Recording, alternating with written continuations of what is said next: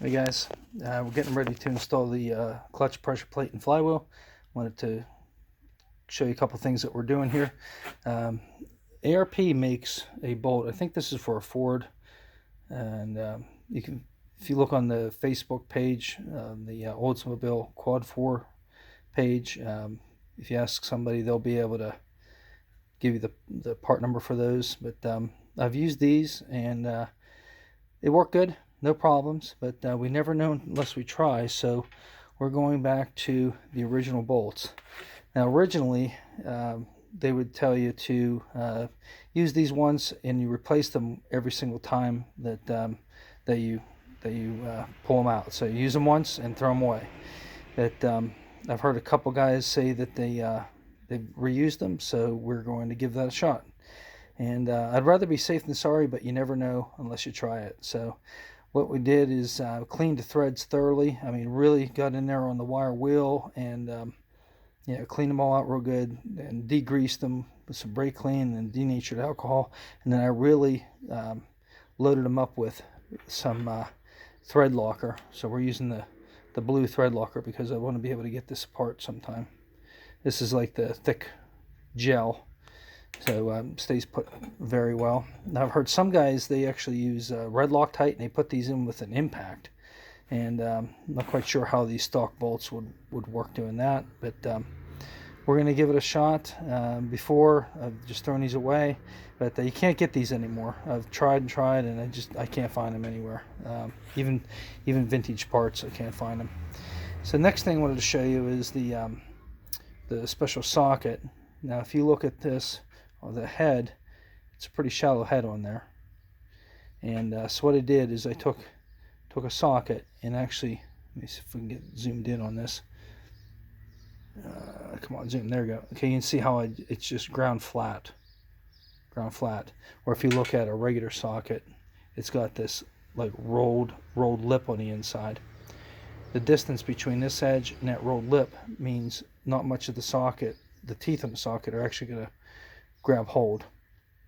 So we use a 6-point, and I've ground this flat so that this will actually bottom out against the flywheel, and it's less likely to slip, being that it's a 6-point, and also since I'm getting full contact on all 6 sides of the bolt, then less likely to kind of round over and slide off this way. I actually had that happen one time about halfway through, had to take all the bolts out and start over again, and that was back in the days whenever you had to replace these every single time. So 6 of them went in the garbage and another 6 came out of the bag and put the motor together. So the flywheel's over there by the motor, but I wanted to show you the clutch and pressure plate here. This is all it's fine. It's got some bluing and everything, but it's never been abused. Nothing crazy. It wasn't chattering or anything like that whenever I took it apart. All the springs are tight. None of the springs are loose. If any of these springs were loose, I'd toss this, get a new disc. But if you're unfamiliar with these, there is a front side and a back side to this. There's a flywheel side and a pressure plate side, and generally the flywheel, or I'm sorry, the clutch will have imprinted in it. You probably can't see it too well there, but it says flywheel side. So that's the side that would go on the flywheel, and of course then the other side will go on the pressure plate. So if you can't ever remember, the flat side on the flywheel, and then this open area in the pressure plate, that's where this protruding area will go.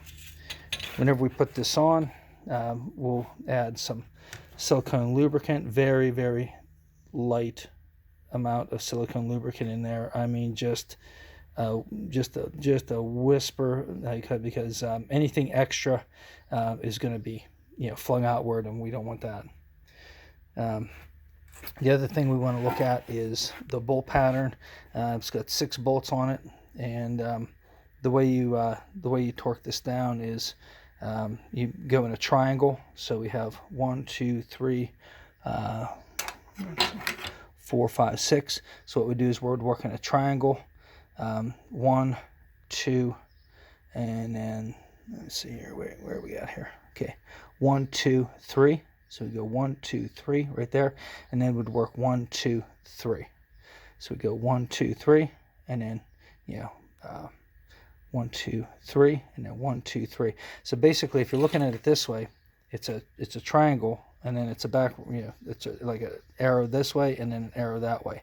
So we have 2 bolts here, 1 there, and then we have 2 bolts here and 1 there.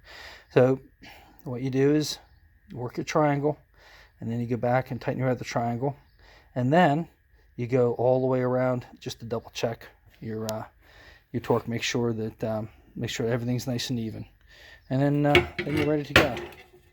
And I don't even think this is an aftermarket clutch. I think it's an old GM clutch and pressure plate. So work from the factory, we're going to use it. We're trying to save money where we can, and actually had a bad experience with an aftermarket clutch. It was like a puck type clutch, and it was a disaster. The material came off the pucks, and it was garbage.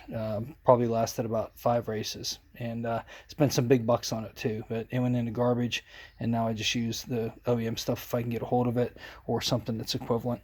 So appreciate you watching. Hopefully you found this helpful, and let me know what you think about our idea of reusing the bolts, and if you've had any experience with that, appreciate you saying something. Like and subscribe down below. Thanks guys, see you next time.